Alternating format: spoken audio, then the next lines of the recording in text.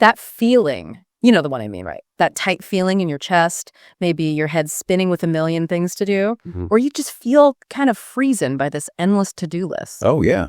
We've all been there.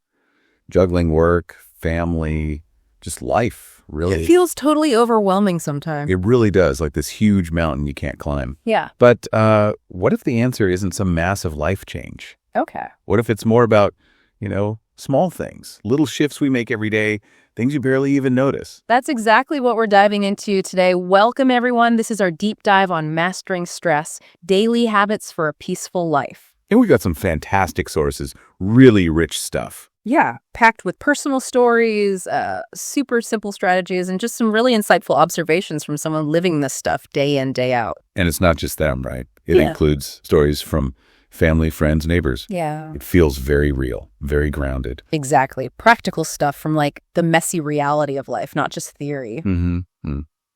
Lived experience. So our mission here is to pull out those actionable little habits, the small things that can make a surprisingly big difference. And maybe uncover some things about stress triggers you hadn't thought about. Right. Ultimately, we want to give you a bit of a shortcut, to feeling more informed, more empowered, to find some peace in your own life. Understanding what works, but also maybe why these simple things are so powerful. Okay, let's unpack this. Where do we start? Well, the sources really seem to ground everything in one core idea: the power of the pause. The pause. Okay. Sounds almost too simple. It does, doesn't it?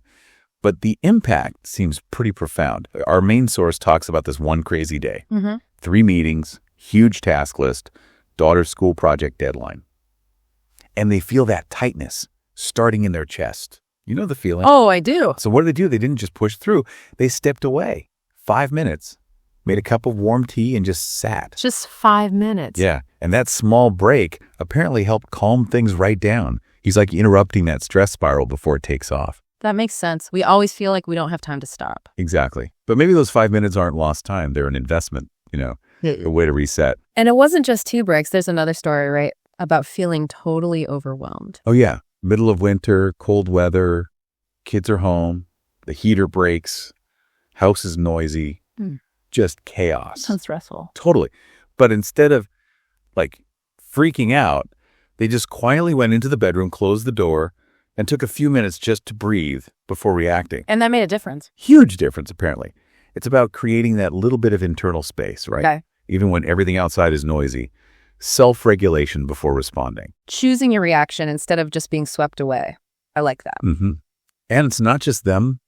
The sources mention other people doing similar things, like a cousin who's a delivery driver. Yeah. He uses red lights. Instead of getting mad in traffic, he sees a red light as his signal to pause. Take a deep breath. Think of something he's grateful for. Wow, that's brilliant. Turning a frustration into a moment of calm. Exactly. Using that external cue to make an internal shift. Reframing it. And source also talks about just like short breaks during the workday, even just looking out a window. Yeah, 5 minutes by a window, looking at the sky, just to feel refreshed, clear the head a bit. These little pauses, they add up. Okay, so pausing is foundational. What about what goes on inside our heads? Engaging the mind. Right. So moving from the pause to internal strategies, one thing that jumped out was writing things down. Journaling. Or something simpler. Maybe simpler. The source mentions just a small notebook. When something's bothering them, they jot it down. Ask questions like, what's making me feel this way? Or, can I do anything about this right now? Interesting. How did that help? It seemed to give them a sense of control. Like taking the worry out of their head and putting it on paper makes it feel more manageable. They mentioned doing this when stressed about a family trip, all the logistics. Getting it out of the swirl in your head. Exactly. It externalizes it, makes it feel less overwhelming. And what about when stress comes from, worrying about the future, all the what ifs? Yeah, the sources talk about that too. The strategy there is really simple. Pull back and ask, what do I need to do right now? Just the next step. Precisely. There's an example of facing a packed weekend, groceries, cleaning, homework, and feeling totally frozen. Been there. Right. So what do? They just picked up the broom and swept the kitchen floor. That was the first thing. And doing that one small thing broke the paralysis. Okay, so focusing on the immediate next action. That makes sense. What else for the mind? Gratitude comes up a lot, like writing down 3 things you're thankful for before bed. Simple things. Yeah, really simple. Like the kitchen being clean, getting a kind message, hearing their daughter laugh. And it's not just them. A friend who's a firefighter does this too, especially after tough shifts. Helps focus on the good. It's like actively shifting your focus, isn't it? Not ignoring the bad, but deliberately looking for the good. Exactly. It's a reframing tool. Yeah. Building that mental muscle for seeing the positive. And alongside that, affirmations. Positive self-talk. Mm-hmm. Simple phrases repeated quietly. Things like, I am enough, or today I will choose peace, or I am calm, I am strong, I can handle this. Does that really work? Well, the sources suggest it does. A cousin uses, I am capable and I am calm to start their day feeling more confident. It's about countering those negative thoughts we all have. Okay. And visualization, too. Yeah, closing your eyes, imagining a peaceful place, a quiet garden, a calm beach, a little mental escape. They even teach this to kids, like imagining answering test questions well. That's neat. And anything else for managing worries mentally? Couple interesting techniques. Using a small stone to just focus on the physical sensation, bring you back to the present, or writing worries down and then physically carrying up the paper. Oh, like a symbolic release. Exactly. And also keeping a good things list. Just simple stuff like Daniel finished his project, the sun is shining, we had a healthy dinner. Again, it's about consciously shifting your focus. Okay, so lots of internal tools. But stress isn't just in the head, right? It's physical, too. Absolutely. And the sources really emphasize engaging the body and your environment. Movement is a big one. Like exercise. Doesn't have to be intense. Even a short walk around the block. The source mentions doing this when frustrated with their computer, and it completely changed how they felt. Get the energy moving. Yeah. A nurse friend takes a walk in a park after a long shift just to breathe again. And walking with a child through a busy store helped them both calm down. Simple walking. We overlook that one. We really do. Yeah. Yoga and stretching also get mentioned. A friend finds calm through yoga, that mind-body connection.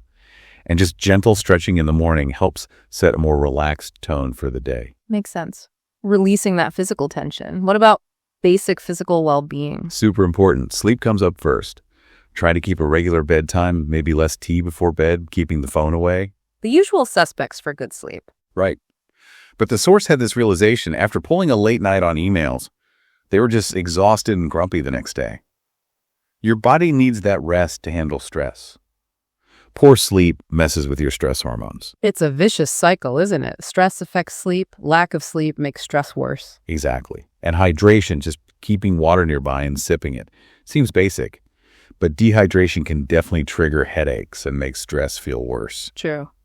And mindful eating. Yeah, not just shoveling food down, actually noticing the colors, the smells, the tastes, eating slowly. It makes the meal better, sure, but it also gives your mind a break, brings you into the present moment. Like a mini meditation with your food. Kinda, yeah. And even cooking itself is mentioned as calming. The slow, focused process of chopping vegetables, stirring a pot. There's something peaceful in that single tasking. I can see that. There's even a story about a power outage, right? Yeah. Instead of stressing, they turned it into a picnic dinner indoors. It ended up being calm and fun. Shows how presence can transform things. That's great. What about our surroundings, our space? Big connection there. The idea is messy space, messy mind. Mm-hmm. So tidying a desk for just 10 minutes each morning helps the source feel clearer, more ready for the day. Knowing where things are, like a file in a labeled folder, prevents panic later. A little bit of order can make a big difference. It seems so. Even the husband finds stress relief by organizing things, fixing a shelf. It's a way to feel some control. And nature, does that come into it? Definitely. Spending time in the garden, weeding, watering plants, that connection brings peace.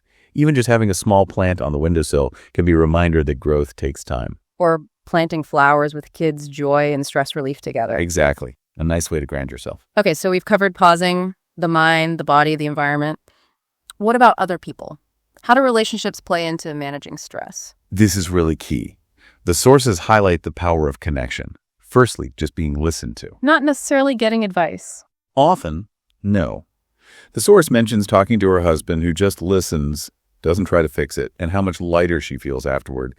Sometimes you just need to speak it out. Yeah, getting it off your chest. But connection can also be stressful. What about boundaries? Ah, yes. A big one. The sources ask, are you taking on too much? There's an example of politely saying no to a friend's invitation. That's hard to do sometimes. It is. But the reason given was, I need to rest this week. It's framed as protecting your own energy, your own peace, to avoid more stress. It's not selfish, it's self-preservation. Okay, saying no is important. What about asking for help? Crucial. We often see it as weakness, right? But the sources frame it as strength.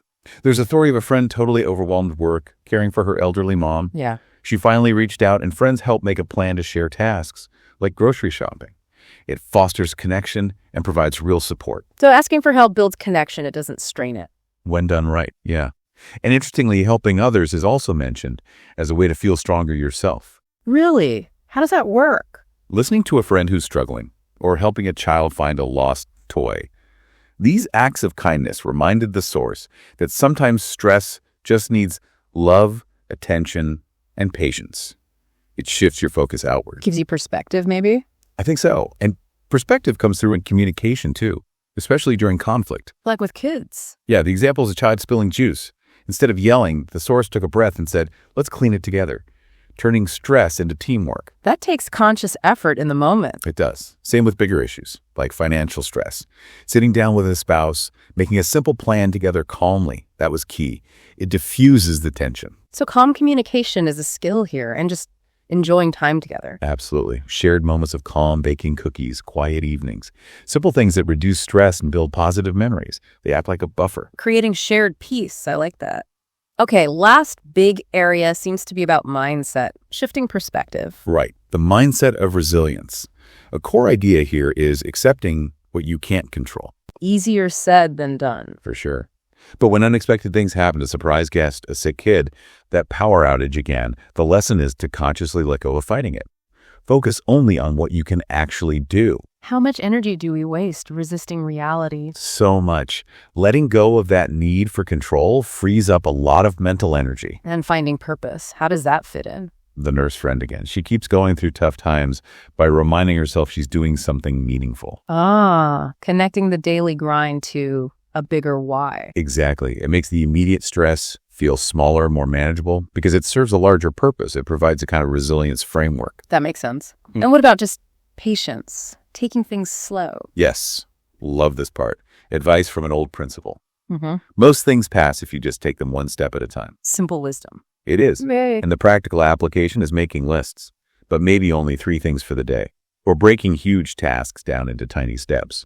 Clean one small area for 10 minutes, wash just 3 plates. Takes the pressure off, makes it feel doable. Turns paralysis into progress. It's about steady movement, not instant perfection. Which leads to the last point, right? Progress over perfection. Exactly. The source often tells themselves, perfection is not the goal. Doing my best is enough. We could all use that reminder, couldn't we? Absolutely. Letting go of that impossible standard is a huge stress reliever in itself. Wow. Okay, so we've covered a lot of ground here. Pausing, mindset shifts, physical actions, connecting with others. It's a whole toolkit, really. So wrapping this up for you, our listener. Yeah. What's the big takeaway? We've looked at this really rich set of personal strategies, from that intentional pause to gratitude to tidying your desk to just listening to someone. And the key thing seems to be that these aren't massive life-altering changes. They're small, they're consistent, habits you weave into your day. Right. And the beauty is how accessible they are. You don't need anything special. You can literally start right now with a deep breath, a quick walk, saying no to one small thing, a moment of gratitude. They're practical tools for pretty much any lifestyle. Mastery isn't about being perfect. It's just about that consistent, gentle effort. So here's something to think about. We know stress often comes from feeling isolated or like things are out of control. How might picking just one of these simple habits, how might that not only lower your own stress levels, but also maybe ripple outwards? Could it help you become that calming presence for others? You know, like those people we heard about in the sources, the ones who manage to stay steady even when things get stormy.